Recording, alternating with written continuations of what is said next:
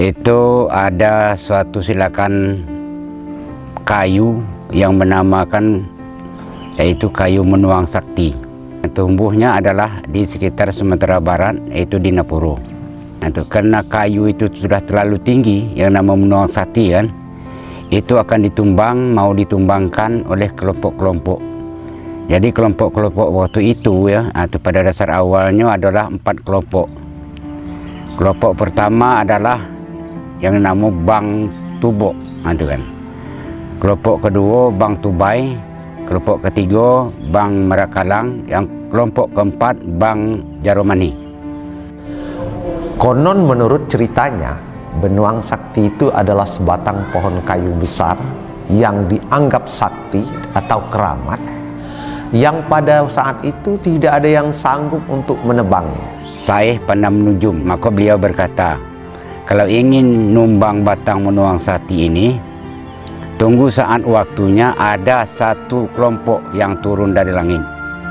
Maka turunlah sekitar tengah hari, kalau bahasa sekarang ini jam 12, turunlah satu orang bujang, kan, di tempat yaitu pohon tumbuhnya batang menuang sakti. Jadi sudah banyak 4 kelompok tadi silakan atau segenap hari mau menumbang, habis silakan di ditumbang, silakan mau ditumbang dia tetap kembali seperti biasa batangnya kan.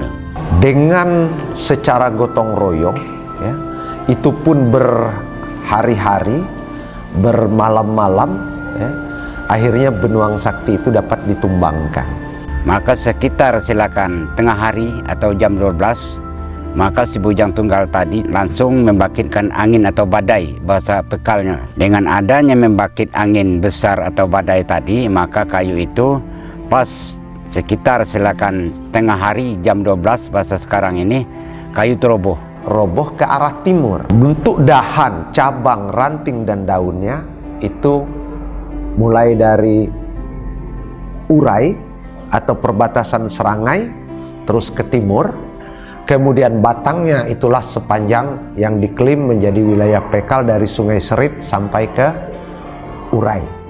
Nah, di antara Urai dengan Sungai Serit ini itu batang besar, batang kayu menuang sakti. Nah, disitulah silakan atau disebutkan nama Pekal itu batang kayu. Pakal daripada yaitu dahan yang cabang tadi. Pakal dahan antara dahan yang cabang tadi dengan yaitu banih kayu tadi. Maka disitulah dinamakan Pekal.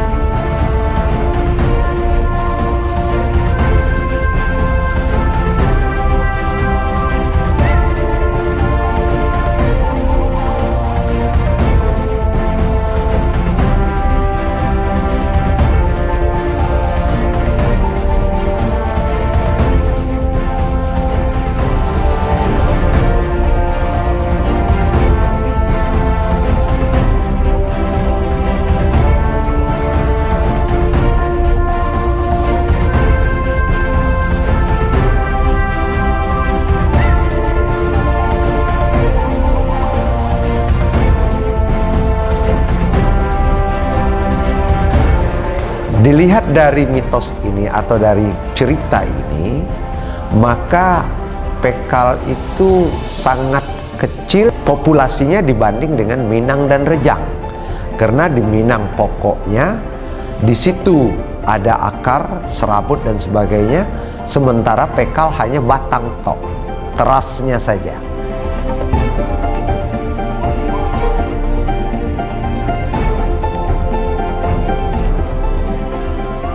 Yang memberikan nama Pekal itu adalah di ulu Sungai Sebelat ini, yang bernama si Bujang Tunggal Naga Sakti. Itu silakan yang memberi nama kata Pekal, karena pakal dahan tadi. Antara silakan rupun silakan kayu menuang sakti dari dengan dahan tadi.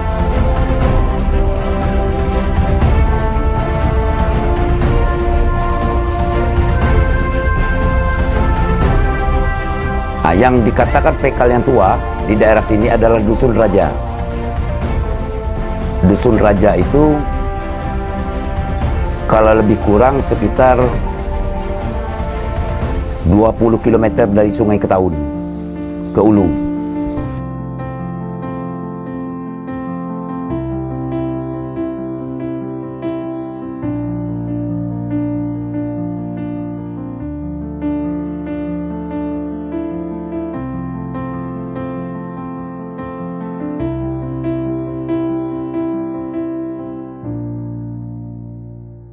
Marga Ketaun ini mereka terdiri awalnya adalah dari 4 katakan semacam desa atau marga. Dusun Raja itu merupakan tempat bermukimnya raja-raja atau penguasa-penguasa lokal di daerah dalam marga Ketaun. Kemudian Pagardin itu menurut keyakinan orang-orang Pekal sendiri itu merupakan daerah pertahanan dari serangan-serangan musuhnya. Kemudian Napal Putih itu adalah sumber hartanya sampai ke daerah Lebong Tandai. Terus di daerah Urai itu merupakan daerah sengketa.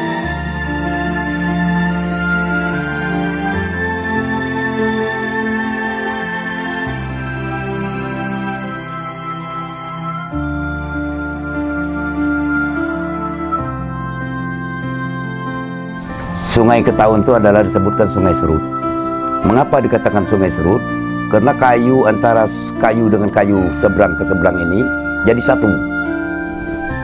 Itu disebutkan Sungai Serut. Pada zaman dahulu itu di Ulu Lebong itu ada mempunyaikan suatu kerajaan di sana itu. Tapi mempunyaikan anaknya satu orang putri. Cantiknya bukan main. Jadi kakaknya itu 6 orang. Perempuannya 1. Jadi setelah itu dia dilamar oleh pangeran dari Lebong, dari Curup, dari Bengkulu. Itu setiap mau jadi dia tuh kena penyakit. Jadi nggak jadi orang itu kan. Dia tuh cantik, kena penyakit terus. Sudah ada 4 kali orang setiap mau dinikahkan, dia tuh kena penyakit. Karena orang tuanya malu, bawa ajalah anak ini, katanya bunuhkan aja. Bawa ke pinggir Sungai Ketaun. Nah, jadi kakaknya ini nggak sampai hati. Ada kakaknya yang nomor 2 kalau nggak salah saya yang bawanya itu, membimbingkan adiknya itu sampai ke pinggir sungai, dibikinlah rakit bambu dengan satangnya bambu untuk apa? Untuk dorongnya itu, dengan lading pendek 1. Sudah itu apa nama ini beras, sudah itu ayam. Nah, jadi untuk bekalnya. Perjalanan dari ulu sungai itu sampai ke muara sungai itu dengan perjalanan yang panjang, dan sungai itu belum pernah ditempuh oleh manusia. Jadi akar-akar yang berjutai di atas pohon-pohon besar saling sambung menyambung sehingga menyulitkan untuk rakit itu hanyut. Parang itulah gunanya untuk memotong akar tersebut. Perjalanan itu makan waktu 1 tahun. Itulah riwayat sungai itu disebut Sungai Setahun. Sungai Setahun, belum Ketaun, Sungai Setahun. Karena menempuhnya 1 tahun. Setelah sampai di muara sungai, dia terkejut. Karena orang gunung belum pernah melihat laut. Ini gerangan apa ini? Kok sungai selebar ini, seluas ini? Akhirnya otomatis shock lah kalau bahasa sekarang, ya. Nah, dia buanglah itu satang, tumbuh menjadi sebatang atau serumpun aur kuning itu di Muara Ketaun. Tapi sayang bukti itu sekarang telah lenyap karena dijadikan tempat stok batu bara, ya. Kemudian butiran-butiran beras, pecahan-pecahan beras atau mata beras tadi disiram di air. Makanya yang ada jenis binatang air namanya segugu itu cuman ada di sekitar Muara Ketaun, di sepanjang Provinsi Bengkulu. itu segugu, jadi segugu. Ayam yang dibawa dilepas dengan entah kesaktian dari mana, ayam itu menjadi elang laut, elang berantai, ya, elang berantai, yaitu di Muara Ketaun. Dan batu asahnya yang dibuang, itulah sampai saat ini menjadi kendala kapal-kapal yang masuk Muara Ketaun. Kapan batu kumbang itu ada saatnya dia hilang, ada saatnya dia muncul.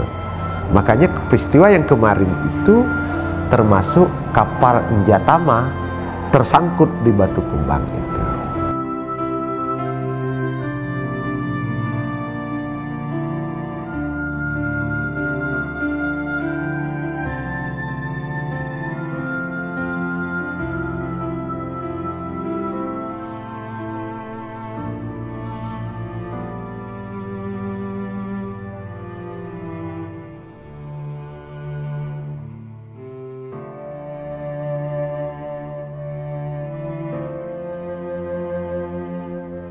Ya, ini adalah simbol Putri Rindu Bulan. Dulu meninggalkan jejak berupa bambu kuning, tapi semenjak perusahaan PT Batubara masuk, simbol bambu kuning itu tidak ada lagi. Mungkin sudah tertimbun sama kegiatan PT. Oh, di sana kan? Oh. Ini kan dulu kan lebar nih, bukit ini. Tergerus air ya? Ya, longsor.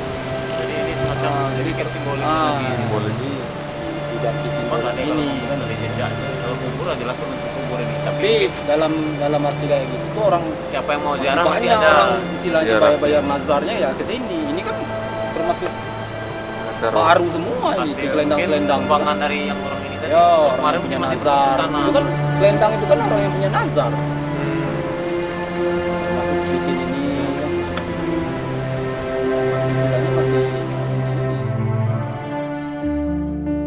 Menurut legendanya terdamparlah dia di Pulau Pagai. Ya. Pulau Pagai pada waktu itu tempat pemburuan, yaitu orang-orang tertentu, raja-raja dari Indrapuro.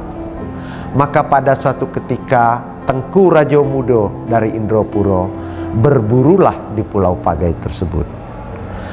Begitu dia menyeberang dari Indrapuro ke Pulau Pagai, betapa terkejut dia melihat seorang putri yang sangat cantik jelita bagai dewa, sehingga dia tertarik dan dia bertanya siapa gerangan. Dia bercerita, setelah dia bercerita asal usulnya, maka Tengku Rajomudo dari Indrapuro membawanya pulang ke Indrapuro. Setelah sampai di Indrapuro, maka Putri Rindu Bulan ini dinikahkan dengan Tengku Rajomudo dari Indrapuro.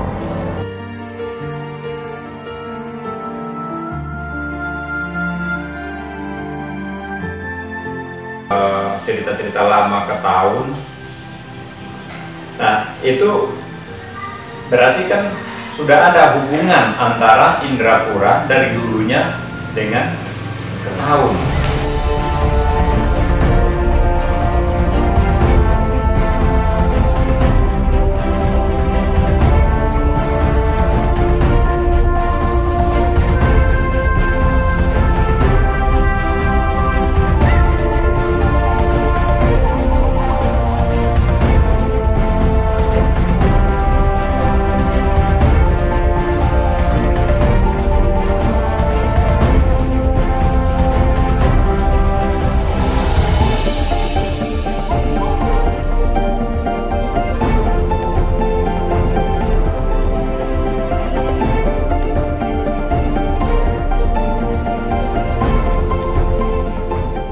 Orang yang pertama yang menunggu Batang Hari Sungai Sebelat ini itu bernama Subujang Tunggal Naga Sakti tadi.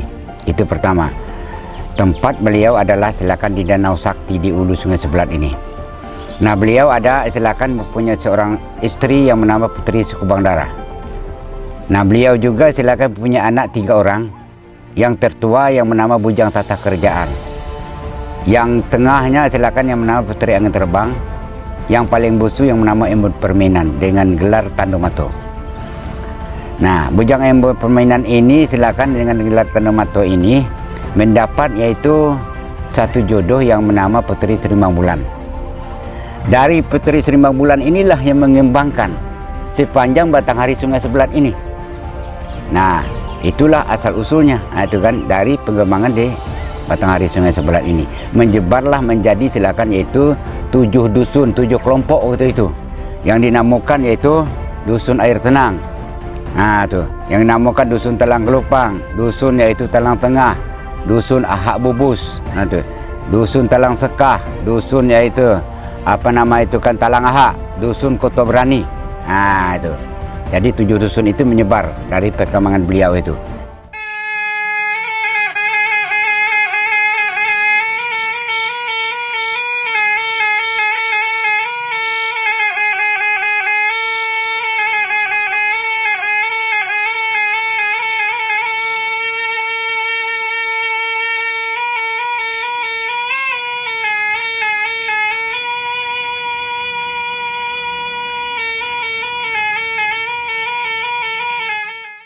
Nah, untuk daripada ya nenek moyang ataupun dari sejarah orang tua dulu silakan, nah itu kan, yang untuk menunggu 3 batang hari tadi yang tersebut ya, yang terkenal itu adalah batang hari silakan yaitu Ketahun, batang hari Sungai Sebelat, batang hari yaitu Ipuh.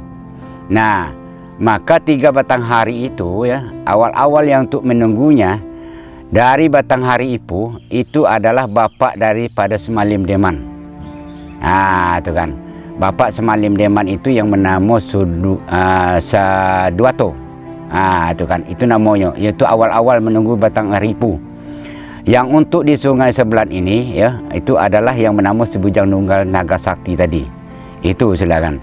Yang di Ulu Ketahun puyangnya adalah tuh puyang Ratu Tuo, tinggalnya silakan di Ulu Sungai Ketahun, di Tapus. Itu tuh awal-awalnya itu.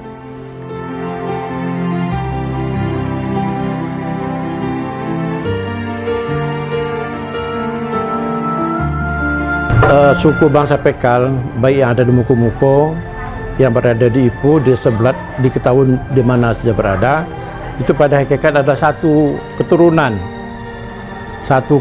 besar yang dulu berasal dari yang namanya orang 20. Nenek moyang kami itu berasal dari orang 20.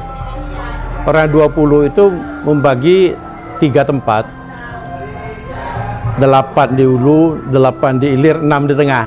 Nah, mereka ini membentuk anak-anak suku lagi, dan tersebar, menyebar seluruh ini. Asal mulanya orang 20 namanya. Di mana-mana pun bertanya di Muko-Muko, di Ipuh, Sebelat, Ketahun, kalau orang tua tahu dengan PK, dia pasti PK itu orang 20. 20 kakak asalnya.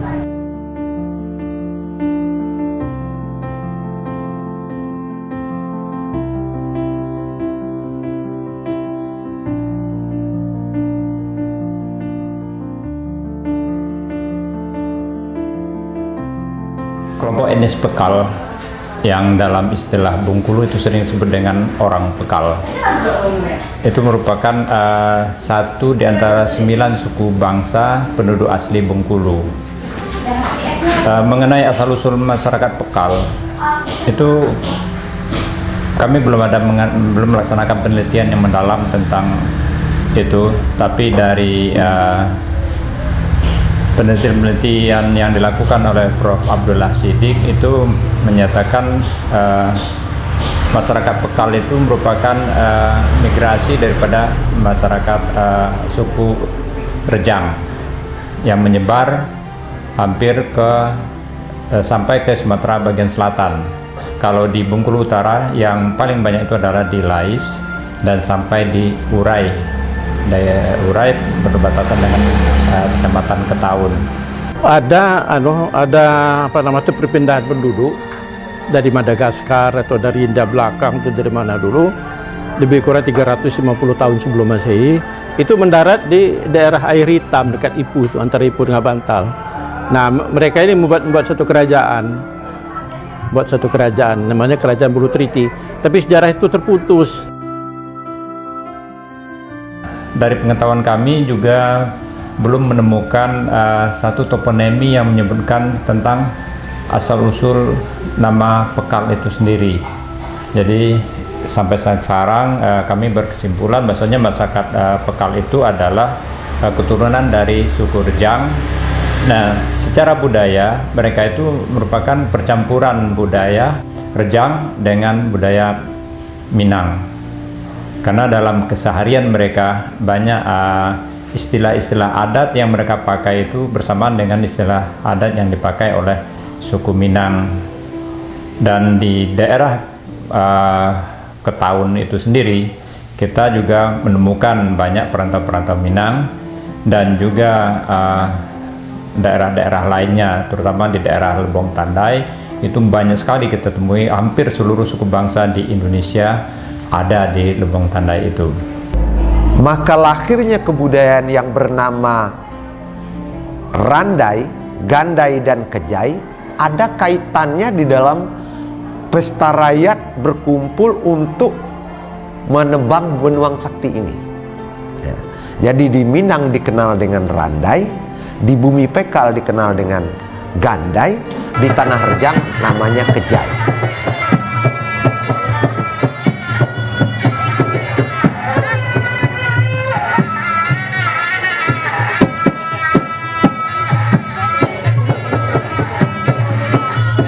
Tari Gandai itu elang itu, tari burung elang itu. Sudah itu ada gendangnya itu. Burung elang itu kan ada bunyi gendang, dung dung dung dung dung dung.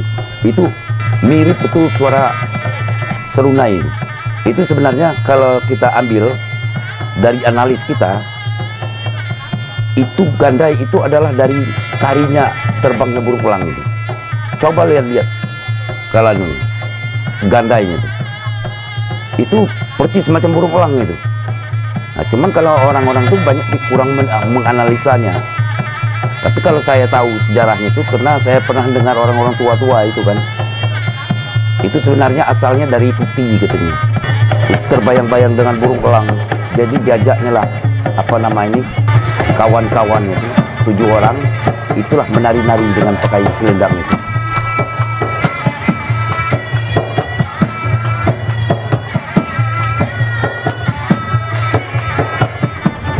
Bagandai itu ba berarti banyak, gandai tari, jadi menari bareng-bareng atau menari orang banyak. Gandai merupakan satu kesenian yang merupakan percampuran antara budaya Rejang dengan budaya Minang. Nah, gerakan-gerakan yang ada dalam Gandai itu seperti gerakan melingkar, itu seperti gerakan seni teater tradisional Minang yaitu Randai, yang mereka mengisahkan suatu peristiwa kejadian atau cerita itu yang dilakukan di Gandai. Kemudian alat musik yang dipakai itu termasuk alat musik dari Rejang, walaupun yang unsur utamanya di Gandai itu ada serunai.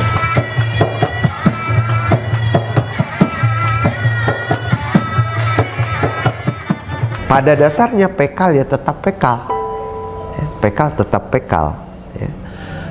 Tetapi pengaruh perkembangan, ya unsur dominan Minang dan Rejang itu ada di dalamnya, ya. Dan juga kebetulan Minang itu adalah perantau yang bergerak di bidang perdagangan. Mereka masuk melalui muara, mengikuti sepanjang aluran sungai, melihat di mana ada gula, ya di situ mereka semut datang, ya. Dan akhirnya mereka berkembang biak, beranak binak, ya juga menjadi orang Pekal. Seperti misalnya di Napal Putih itu lebih banyak dari Minangkabau di daerah Maninjau. Nah, kemudian dari Padang Pesisir itu lebih banyak mendominasi. Semakin arah ke utara, semakin arah ke Padang situ, infiltrasi adat Minang banyak. Seperti Provinsi Bengkulu, semakin arah ke Linggau, arah ke Sumatera Selatan, banyak infiltrasi dari adat Sumatera Selatan. Arah ke selatan Bengkulu itu banyak masuk adat dari Lampung. Itu pengaruh adat saja. Pekal berdiri sendiri. Pekal berdiri sendiri. Ya kalau perkawinan itu biasa aja lah. Ada yang laki-laki, yang perempuan kawin ya udah. Tapi kalau dia tetap tinggal di sini, ya dia masuk suku Pekal. Asimilasi aja itu, asimilasi aja. Jadi bukan pekal itu kata-kata orang itu kan antara masak dengan tidak, bukan itu. Sebenarnya bukan itu. Yang pekal itu yang saya bilang tadi, silakan. Bakal dahan itu kayu tadi. Nah, itu yang nama pekal. Ada pengaruh bahasa Rejang, ada pengaruh bahasa Minang. Tetapi ya pekal tetap pekal. Tapi interaksi sosial akibat daripada perbauran itu ada berpengaruh dengan bahasa. Maka itu kalau kita meneliti kata-kata bahasa pekal dari sektor timur atau dari belahan timur yang berbatasan dengan tanah Rejang, itu banyak dipengaruhi dengan huruf C. Misalnya mengatakan kata tidak dalam bahasa Rejang itu coa. Dalam bahasa pekal aluran ke tahun, karena itu berbatasan langsung, itu pakai C juga. Cado, coging. Kemudian di sepanjang air Lelangi ada pengaruh karena itu marga ke tahun, itu codo. Di pekal Melekang sepanjang aluran Sebelat itu sudah berubah C menjadi D, dudo. Keipu sudah agak ditekan dialek ucapannya, dudo. Kemudian arah ke Muko-Muko sudah ada C hilang berganti dengan N, yaitu dakdo. Dakdo dak. Begitu masuk ke Sungai Serit, ke situ lah mulai pengaruh Minang, indak ado. Jadi kalau kita lihat dari aluran bahasanya, coa, codo, coging, coa, caging, coging, codo, dudo, dakdo, indak ado. Itu dari sisi bahasa.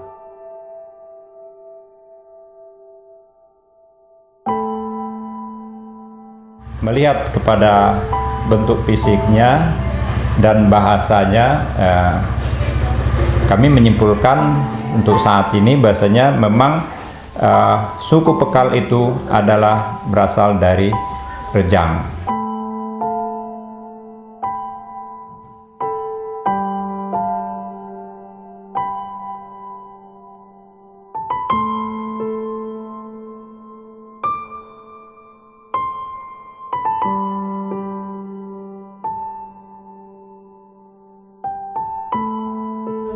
Kalau kita melihat Pekal ini dari sudut wilayah, sebelah timur berbatasan dengan wilayah Rejang, yaitu marga Bintunan. Bintunan dulu marga, yaitu marga Ketaun. Sebelah barat berbatasan dengan Minang, yaitu Sungai Serit. Itulah wilayah. Kemudian sebelah utara itu berbatasan dengan Jambi. Jadi Bukit Barisan terbelah, bukitnya jadi dua, sebelah utara Jambi dan Lebong, Jambi dan Lebong. Sebelah air yang mengalir dari aluran air jatuh ke anak sungai jatuh ke Batanghari, itu masuk wilayah Jambi, ya, yang sekarang itu Kabupaten Kerinci, tapi itu wilayah Jambi, ya. Air yang mengalir jatuh ke anak sungai jatuh ke air Ketaun, jatuh ke air Sebelat, jatuh ke air Muko-Muko, itu masuk wilayah Pekal. Sebelah timur juga begitu, ya, berbatasan dengan Rejang Lebong. Kalau dulu Rejang Lebong, kalau sekarang Lebong, ya. Itu Bukit Resam, ya. Nah, dulu penetapan batas Bukit Resam zaman Belanda itu sampai oleh orang Belanda karena ada kepentingan merebut sumber daya alam yang ada di Lebong dan sumber daya alam yang ada di bumi Pekal. Sumber daya alam yang ada di Lebong yaitu Timun Sawah, Lebong Simpang, Kota Donok, itu emas, ya. Juga sumber daya alam yang ada di bumi Pekal yaitu Lebong Tandai, Karangsuluh, Air Nuar, juga itu emas, ya.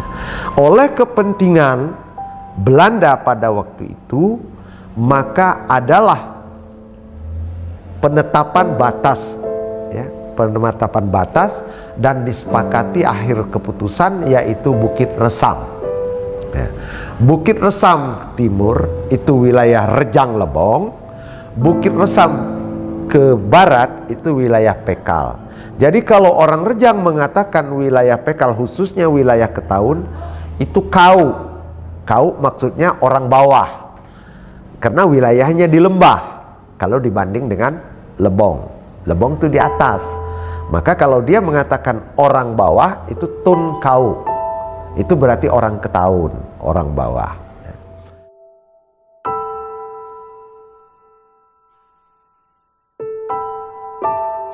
Pada abad ke-16, Urai itu merupakan daerah pemisah antara pengaruh Kesultanan Banten di bagian selatan dan bagian utaranya pengaruh Kesultanan Aceh.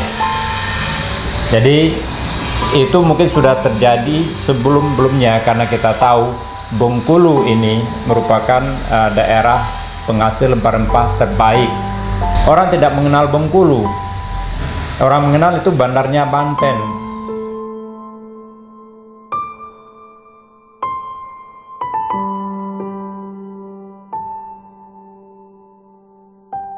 Seiring dan sejalan dengan perjalanan sejarah Nusantara, bumi Pekal pun menjadi perhatian dan inceran dari orang-orang Eropa.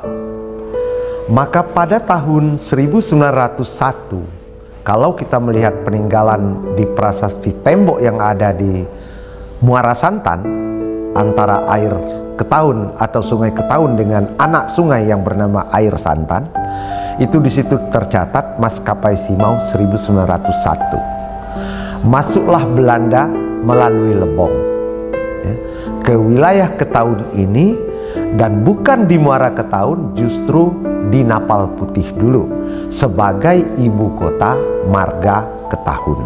Nah, nama Ketaun itu populernya itu setelah abad ke-19, itu setelah ditemukannya abad ke-20 ya. Setelah pada awal-awal abad ke-20, 1901, dibukanya tambang emas di Lebong Tandai, kemudian berdirinya Simau Maskapai pada 1902, itu menyebabkan nama Ketaun begitu populer. Tambah lagi setelah kemerdekaan, Bengkulu, Lebong Tandai dijadikan sebagai, Napal Putih itu dijadikan sebagai tempat Gubernur Militer Akagani selama masa Perang Kemerdekaan. Pada saat itu Pasirah Ketaun bernama Pasirah Deram. Ketika maskapai Simau, orang-orang Belanda yang bergerak di bidang pertambangan ini datang ke marga Ketaun, maka dia mengambil seorang anak muda yang bernama Muhammad Ali yang datang merantau dari Indropuro.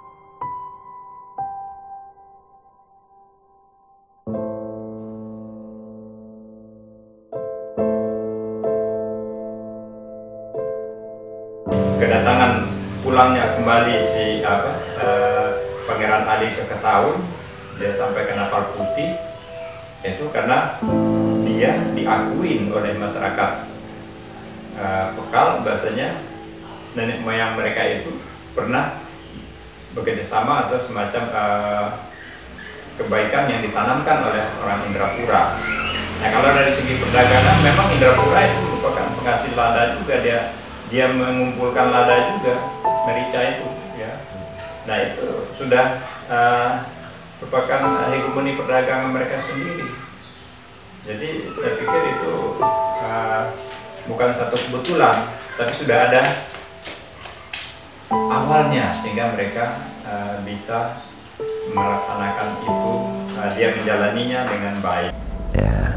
Muhammad Ali ini seorang pemuda tamatan sekolah Belanda. Pada waktu itu paham dan fasih berbahasa Belanda. Itu dijadikan sebagai klerek atau sekretaris Pasirah, sebagai juru tulis Pasirah. Juru tulis Pasirah. Ketika Belanda berkunjung, maka Pangeran Deram, Pasirah Deram meminta kepada Muhammad Ali sebagai juru bicara. Apa kompensasinya untuk membuka Lebong Tandai, Air Nuar dan Karangsuluh untuk dijadikan tambang emas. Melalui juru bahasa ini tadi dikatakan minta dibangun satu buah atau sebuah rumah dinas pasirah ya, yang megah, kemudian dilengkapi dengan mobil dinas pasirah dan dibuka jalan dari Napal Putih menuju Muara Ketahun untuk memudahkan pasirah membayar blasting di Demang Lais, karena Ketahun waktu itu masuk dalam Demang Lais. Oleh Belanda itu pun disanggupi ya. Akhirnya dibuatlah rumah yang termegah untuk Kresidenan Bengkulen setelah rumah residen Bengkulen pada waktu itu, yaitu rumah yang kemudian dikenal dengan rumah Pangeran Ali ya. Itu batu lantainya itu terbuat dari ubin, bukan di Indonesia, itu didatangkan dari Italia. Tidak lama berselang ya, pasirah ini meninggal. Dan sebelum meninggal, si Muhammad Ali yang juru tulis beliau ini tadi dinikahkan dengan anak gadisnya, menjadi anak menantu si Pasirah Deram. Maka kekuasaan pasirah itu diberikanlah kepada anak menantunya yang bernama Muhammad Ali.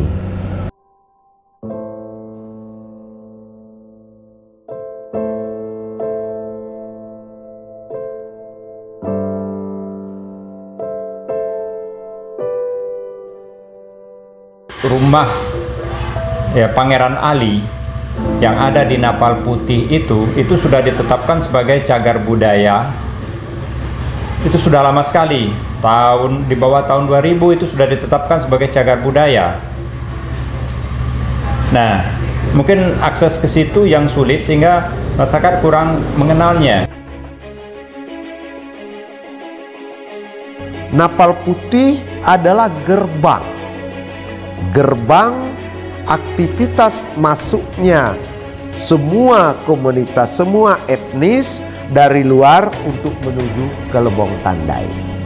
Maka pada waktu itu Lebong Tandai di Provinsi Bengkulu tak obahnya bagaikan Batavianya Sumatera. Semua suku, semua etnis ada di Lebong Tandai. Pada masa revolusi, begitu kota Palembang sebagai ibu kota Sumbaksel, yang di bawahnya itu adalah Jambi, Lampung, Bengkulu, itu jatuh ke tangan Belanda, para pejuang-pejuang Republik ini mundur, bergerilya, dan masuklah wilayah yang dianggap aman dan nyaman, itu wilayah Pekal, yaitu di Napal Putih ya. Di bawah komando gubernur militer pada waktu itu Bapak Dr. Akagani. Gubernur militer Sumatera bagian selatan yaitu Dr. Akagani itu mengendalikan perang gerilya dari Lebong Tandai. Nah, mereka bermarkas di Napal Putih. Untuk mensuplai bahan makannya, maka didatanglah saudara-saudara sekitarnya, mulai dari Muko-Muko, Ipu, itu didatangkan untuk menggarap lahan yang ada di Tanjung Mahas, yang sekarang wilayah kami limpahkan ke wilayah transmigrasi Desa Tanjung Harapan, untuk mensuplai militer kita yang makan bahan pangannya di Napal Putih. Di samping suplai bahan pangan diangkut dengan tenaga manusia jalan setapak melalui Lebong, karena Lebong pada waktu itu adalah sumber pangan atau sumber padi untuk wilayah Bengkulu bagian utara ini. Nah, kenapa Napal Putih dijadikan sebagai markasnya? Itu kan menunjukkan bahwa Napal Putih masyarakatnya mendukung, kemudian wilayahnya juga kondisi geografisnya cukup mendukung dari gempuran Belanda, karena kita ketahui bahasanya ya kalau dibanding persenjataan jelas Belanda lebih unggul. Untuk perlawanan dengan masyarakat, dengan tentara Belanda, bom-bom rakitan dari potongan-potongan besi tambang Maskapai Simau itu dijadikanlah semacam bom-bom peledak untuk memutuskan jembatan yang namanya Landsman. Nah, disitulah ya nilai-nilai keluhuran dan kejujuran yang mereka terapkan waktu itu, pengorbanan mereka itu bisa kita jadikan sebagai panduan kita sekarang. Bahasanya kita di zaman sekarang yang sudah enak, kenapa kita tidak bisa mengangkat citra masyarakat Pekal ini untuk jauh lebih didengar di luar. Bahkan untuk Sumbaksel, Dr. Akagani pada waktu itu mencetak uang sendiri bernama ORI, O-E-R-I, URI, uang Republik Indonesia. Hanya berlaku di dalam wilayah Marga Ketahu. Tujuannya uang itu adalah guna untuk membeli hasil usaha rakyat bekas-bekas peninggalan Belanda dan Jepang itu untuk dijadikan dana revolusi. Maka itu emas-emas dari Lebong Tandai diselundupkan oleh Dr. Akagani melalui Lebong Linggau ke Palembang, Palembang dibawa melalui laut ke India. Maka itu kalau misalnya kita membaca Soekarno Penyambung Lidah Rakyat Indonesia karangan Cindy Adam, di situ terungkap bahwa Soekarno memberi penghargaan kepada Gubernur Militer Dr. Akagani adalah penyelundup ulung. Peran rumah Pangeran Ali adalah sangat penting dalam sejarah karena rumah itu dijadikan markas komando militer Sumbaksel. Dari rumah itulah Panglima Dr. Akagani sebagai gubernur militer memimpin wilayah Republik ini di saat darurat. Kemudian juga satu kebanggaan bagi masyarakat Ketahuan atau masyarakat Pekal secara umumnya, bahasanya emas yang ada di Monas itu ya 5 kilo itu berasal dari Lebong Tandai. Itu merupakan satu kebanggaan tersendiri, dan juga dari masyarakat kita ketahui bahasanya kalau emas dari Lebong Tandai itu kualitasnya lebih bagus dari emas-emas lainnya yang berasal dari Bengkulu. Jadi Monas yang ada lambang kota Jakarta itu tidak lepas daripada yang tertinggi mengkilap itu dari bumi Bengkulu, yaitu Lebong dan Lebong Tandai.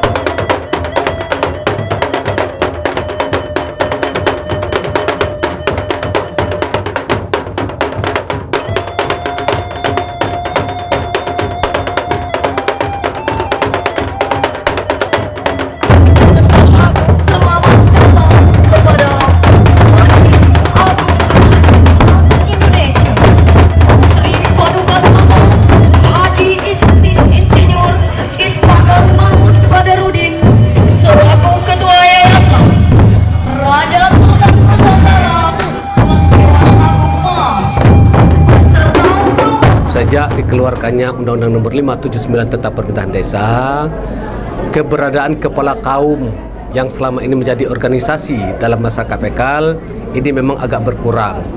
Oleh karena itu kami mengupayakan kembali pembentukan Ketua Kaum Agung, memilih ketua-ketua kaum ini dalam rangka menghidupkan kembali nilai-nilai budaya masyarakat yang selama ini sudah hampir lenyap itu. Bismillahirrahmanirrahim. Setelah menyaksikan dan mendengarkan dengan seksama sidang agung yang diselenggarakan oleh Ketua Kaum Adat Kabupaten Bukomuko, Ketua Kaum Adat Ibu, Ketua Kaum Adat Marga Sebelah, dan Ketua Kaum Adat Betahun secara musyawarah mufakat, secara musyawarah mufakat, secara musyawarah mufakat. Maka dengan ini kami dapat menerima secara sah dan legal penerbangan Haji Sultan Bangsa SH/MH sebagai Ketua Kaum Agung Pekal dalam wilayah adat Kesultanan Bukomuko, Kabupaten Bukomuko dan Kabupaten Bengkulu Utara. Takbir! Mengacu hasil tersebut, dengan ini kami mengumumkan kepada segenap kaum Pekal yang ada di Bengkulu maupun di luar Bengkulu, serta kepada Raja, Sultan, Datuk, Perdisir, dan pemangku adat di seluruh Nusantara untuk dapat menyambung tali silaturahmi demi untuk memajukan adat, dan budaya dalam persatuan dan kesatuan negara Republik Indonesia. Bengkulu, Sabtu 29 Juli 2017, Sri Sultan Haji Insinyur Iskandar Kabupaten Ketua Umum Yayasan Raja Sultan Nusantara dan Dewan Agung Majelis Agung Raja Sultan Indonesia Mas Indonesia.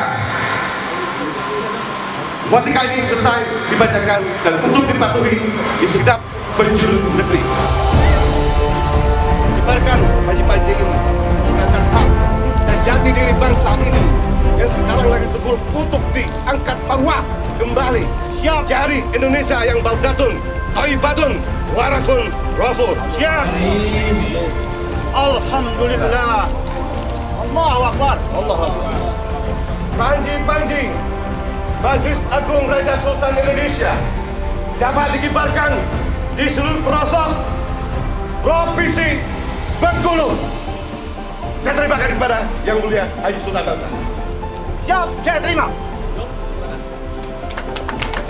Allahu Akbar. Allahu Akbar. Allahu Akbar. Allahu Akbar. Allahu Akbar. Allahu Akbar.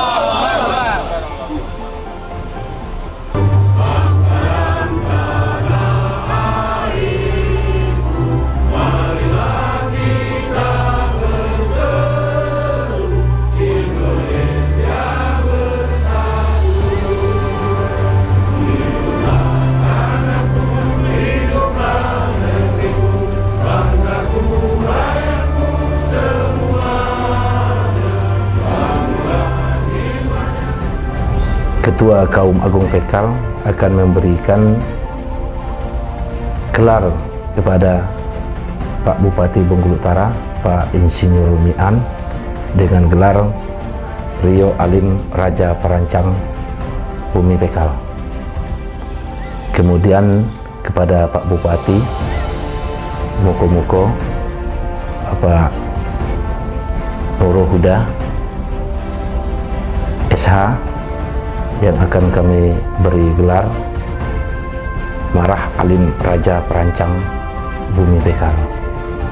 Kemudian untuk berikutnya pada Ketua DPRD Bengkulu Utara, Bapak Aliantor Rahab SE, akan kami berikan gelar Putra di Raja Uhang Pekal.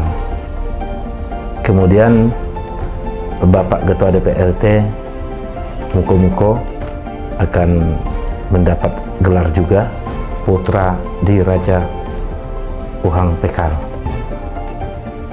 Kami memandang kegiatan ini baik daripada Badan Musyawarah Adat maupun sebagai anggota masyarakat Bengkulu Utara. Ini kegiatan yang seperti ini sangat bagus.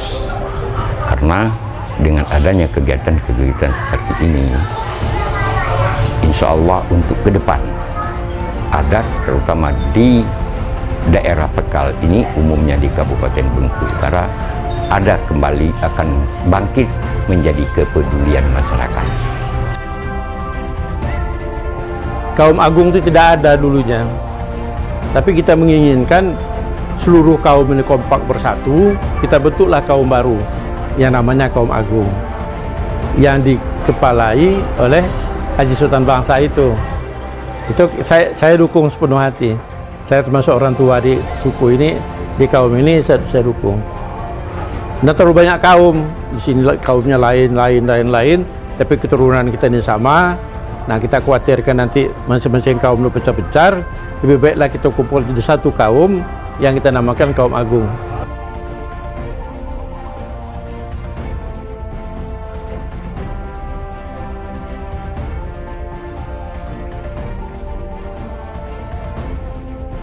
Kalau di jenjang dusun zaman dulu silakan, tuh adalah penghulu adatnya adalah baginde, penghulu syaraknya imam, itu kan, itu. Jadi kemudian kepala kaumnya itu dibentuk dalam kaum kelompok tadi berapa silakan, tuh berapa kaum dalam dusun itu. Kalau sekarang ini desa, maka dibentuklah kepala kaumnya. Nah, nyakutnya untuk sekarang ya, tuh. Kalau dulu pimpinan yang tertinggi atau rajonya silakan adalah pesirah. Rajo daripada adat dalam silakan wilayah lingkup itu adalah pesirah. Kalau hilang pesirah ini, maka sekarang timbul yang akan dibentukkan lagi sebagai raja atau kepala adatnya. Itu ketua kaumnya. Itu akan dibentuk sekarang ini adalah yang nama Ketua Kaum Agung. Itu bahasa Pekal itu kan, itu Ketua Kaum Agung. Dalam Ketua Kaum Agung ada urutannya ke bawah, ada Ketua Kaum tingkat kabupaten, ada Ketua Kaum tingkat ekmarga, ada Ketua Kaum daripada itu desa. Itu. Jadi 4 itu silakan kaum tingkat desa sekarang akan dihidup kembali, diperbaiki kembali, tingkat ekmarga, tingkat kabupaten, tingkat provinsi dan pusat. Nah, itu untuk sekarang. Itu tentang kelanjutan kaum tadi. Tanggal 29 Juli 2017 kemarin dapat pertama kali dalam sejarah Pekal seluruh komunitas Pekal dapat disatukan, bahkan warga Pekal ikut memberi spot yang positif. Maka terbentuklah jenjangan kesukuan Pekal mulai dari tingkat marga. Kalau tingkat desa itu sudah ada, itu kaum-kaum tadi, kaum-kaum yang keputusan kepala kaum itu sebagai penguncinya sah apabila setelah disetujui oleh pengunci adat. Jadi pengunci adat di desa itu adalah kepala desa. Kalau dulu dikenal baginde atau depati. Kaum yang tertinggi yang disebut Kaum Agung yang bergelar Maharaja Sakti, Sultan Bangsa. Kemudian ada lagi kaum yang di tingkat kabupaten. Untuk wilayah Kabupaten Muko-Muko, yaitu saudara kita Khaidir SIP. Kemudian untuk di wilayah Bengkulu Utara, saudara kita Muhammad Sabai. Untuk marga Ipu itu saudara Badrun Insani, kebetulan beliau sebagai anggota dewan untuk di Muko-Muko. Dan untuk marga Sebelat itu diambil dari kecamatan Marga Sakti Sebelat, yaitu Bapak Halidi. Dan marga Ketahun, amanah itu dipundakkan kepada kami pribadi. Pada hari ini Sabtu tanggal 29 Juli tahun 2017 atau 5 Zulkaidah 1438 Hijriah, dengan resmi mengukuhkan Ikatan Keluarga Masyarakat Pekal serta mengukuhkan Ketua Umum sebagai Ketua Kaum Agung Masyarakat Pekal Bapak tahun Sultan Bangsa SHMH bertempat di Singgasana, PKL Putri Hijau, Kabupaten Bengkulu Utara. Kemudian Pak Sultan Bangsa menggelar Maharaja Sakti. Ibu Permaisuri Haja Dahlia Pandang Sari menggelar Putih Perindu Puhang PKL.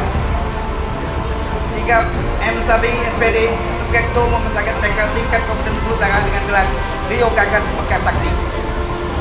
4 Haidir SIP sebagai Ketua Kaum Masyarakat PKL tingkat Kabupaten Muko-Muko dengan gelar Mara Malin Sakti. 5 Zamari Jamal sebagai Ketua Kaum Masyarakat PKL X Maka tahun dengan gelar Rio Tangkas Sakti. 6 Khalidi sebagai Ketua Umum Masyarakat PKL X Maka Suplat dengan gelar Rio Sakti. 7 Haji Badrun Hasani sebagai Ketua Masyarakat PKL X Maka Ibu dengan gelar Muar Sakti. Kami percaya kepada Bapak Yang Mulia dan Ibu Permaisuri dan jajarannya akan mampu melaksanakan amanat dan tugas yang diembankan tersebut.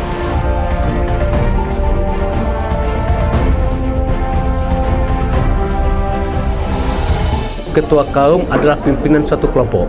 Pimpinan suatu kelompok yang melestarikan adat dan budaya di kelompoknya masing-masing. Kepala kaum adalah orang yang paling penting keberadaannya dalam satu organisasi, karena maju mundur kaum itu tergantung dengan pimpinan kepala kaumnya. Kepala kaum dalam masyarakat adat bukanlah ditentukan oleh pendidikan formal yang dimilikinya, tetapi memang karismatik yang dimiliki oleh yang bersangkutan, sehingga dia mampu memimpin anak kepenaannya dengan baik. Dengan demikian anak dipangku, penaan dibimbing, orang lain dipertengangkan. Itulah keberadaan kepala kaum.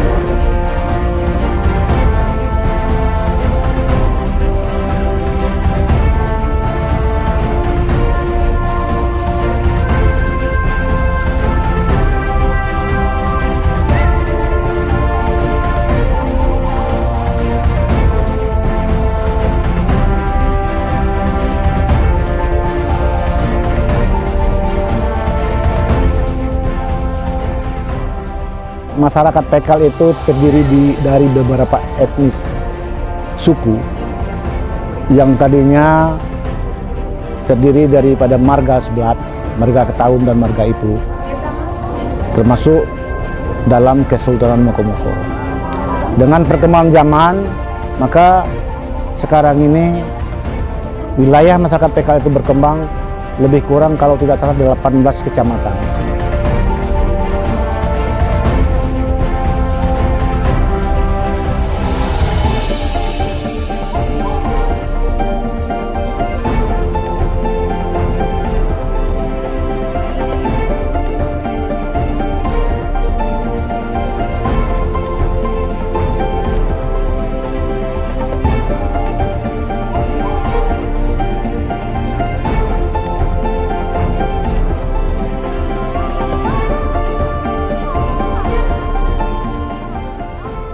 Itulah kebesaran silaturahim. Itulah kebesaran Raja Sultan Nusantara masa lalu yang mungkin harus kita teruskan sekarang ini. Di mana kejayaan satu wilayah kesultanan itu bersinergi dengan wilayah kesultanan lain. Tentu mereka merasa bangga dan merasa bahagia. Kesultanannya mendapatkan suatu anugerah kepercayaan anak bangsa. Mereka tentu solidaritas, memberikan suatu penghargaan, ucapan selamat, sekaligus merasa memiliki silaturahim itu dengan memberi gelar, dengan kebanggaan dan kebesaran kesultanan mereka masing-masing. Itulah jalin cinta kasih mereka untuk silaturahim antar kesultanan. Kita mengharapkan seperti harapan semua orang dan harapan pemerintah kita, walaupun kita ini sepertinya satu kumpulan masyarakat, tapi kita jangan terlalu memikirkan kesukuan. Wawasan Nusantara harus kita jaga, kebersamaan harus kita pelihara. Jadi ke dalam kita memang mempunyai satu hubungan keluarga, satu hubungan kesukuan yang tidak bisa terpisahkan. Tetapi bukan berarti kita ini hidup di negara Pancasila ini yang kita harus mutlak seperti itu, tidak. Orang lain juga kita rangkul. Rasa kebersamaan lebih kita utamakan dibandingkan rasa kesukuan yang fanatik begitu.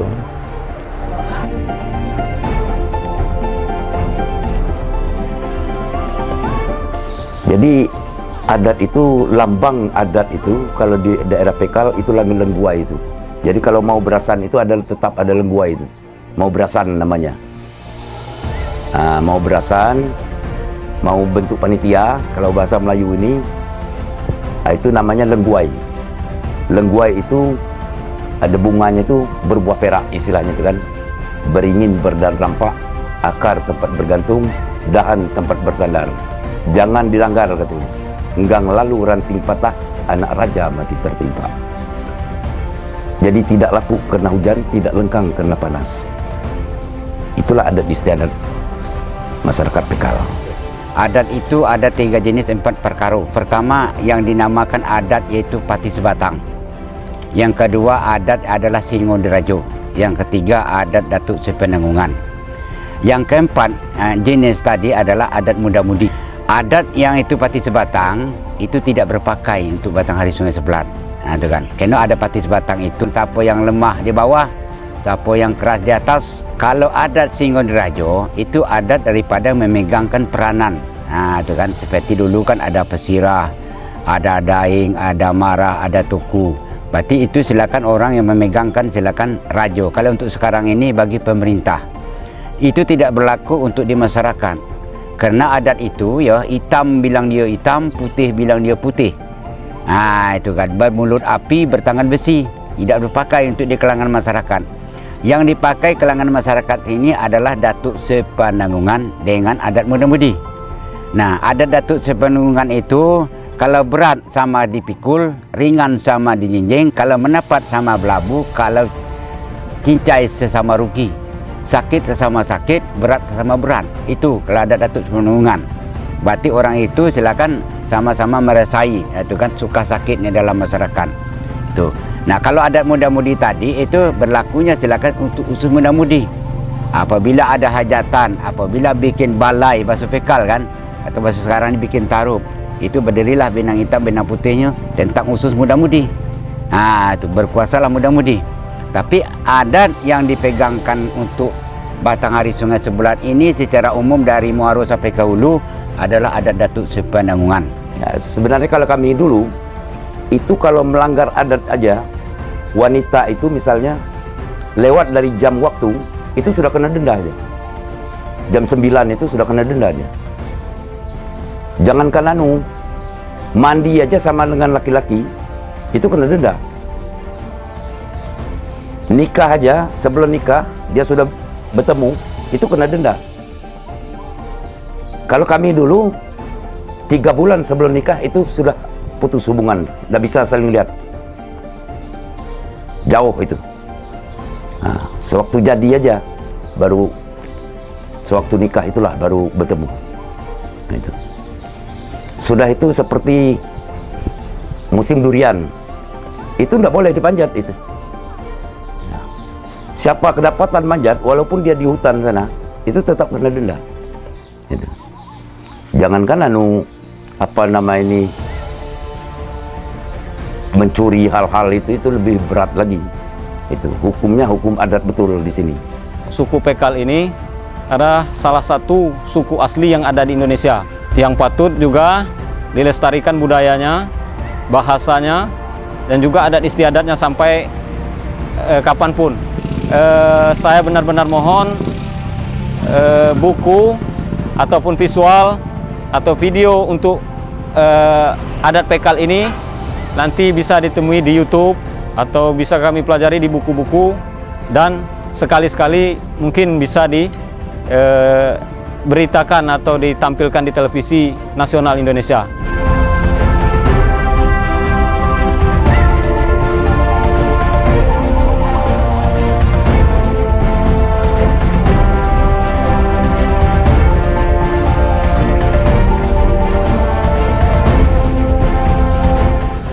Pekal itu sesuai dengan namanya.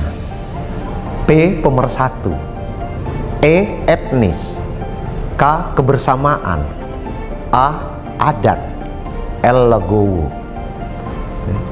Dari zaman nenek moyang kami sampai dalam kehidupan kami saat ini sangat menganut prinsip-prinsip itu. Kami senantiasa terbuka untuk menerima kedatangan siapapun di wilayah ini dalam hidup kebersamaan sesuai dengan tata krama yang ada dan lagowo. Karena dalam filosofis adat kami, ya, rasan mupakat itu adalah kekuasaan tertinggi. Ya. Bulat air karena termetung, bulat rasan kena mupakat. Apapun hasil mupakat itu adalah kekuasaan tertinggi. Ya. Allah adat karena janji. Jadi aturan bisa lenyap kalau kita sudah berjanji.